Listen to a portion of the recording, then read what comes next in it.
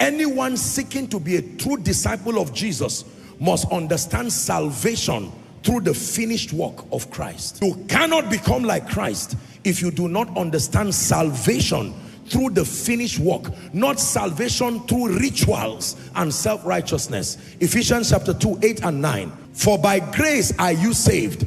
It is through faith and not of yourselves. It is the gift of God. The Bible says in verse 9, not of works. What kind of works? Not the word works there. Replace it with rituals, not doings. You see, the Bible, in especially the King James and other versions, sometimes they don't do justice to the language. Don't forget, the Bible was not written in English. So anytime you see works there, it's talking about rituals. So when the Bible talks of works as contrasting it to grace, he's talking about rituals akin to the rituals under the law. He's not talking about doings. He's talking about rituals. Are we together?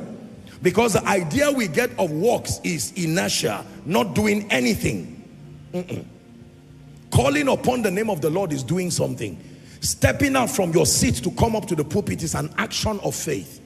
Are we learning now? So when you see the word works, he's talking about rituals, customs that were done in old times as against accepting the finished work of Christ and receiving by faith. What should be captured in a proper discipleship structure that raises witnesses indeed? The responsibility of obedience and alignment in becoming like Christ.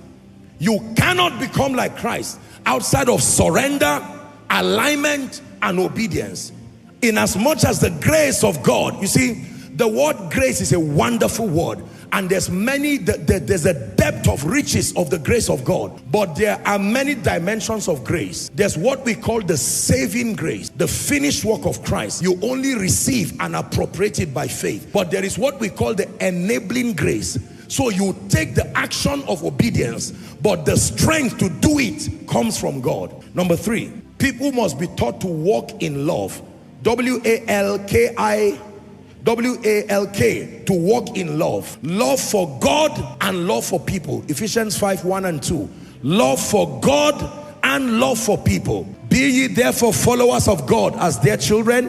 Verse 2. And walk in love as Christ also had loved us and given himself.